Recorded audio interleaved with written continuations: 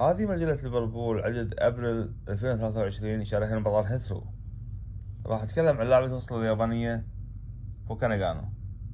اللاعبات اللي انتقلوا لليفربول النسائي وتركوا أثر فوري كانوا قلة، منهم لاعبة الوسط فوكا ناغانو اللي انتقلت لهم من النادي الأمريكي نورث كارولاينا كوريج وتأقلمت بسرعة هناك. تمتاز فوكا لترتيب رقم 8 بقراءتها للمباراة والتمركز الصحيح والقدرة على الحفاظ بالكرة والتمريرات الحاسمة. لما انضمت للريدز كانت أفضل لاعبة آسيوية شابة.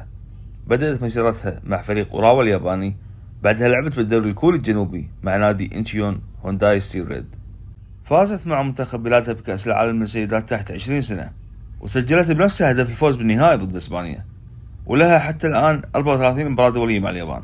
رغم أنها مثل ما قلت تألقت بسرعة وتأقلمت بسرعة مع الفريق، لكنها تعاني من تعلم اللغة الإنجليزية لحد الآن. يعني تعرف البيسكس أساسيات بس ما تتكلم فلوينتلي بطلاقة. يعني يقول عنها مدربها بليفربول مات بيرد بأنها فيرستايل بلاير، لاعبة متعددة الوظائف، تقدر تلعب هولدنج أو صانعة لعب، وتمتاز بالحدة التكنيكية، وبأن خبرتها الدولية تتحدث عن نفسها.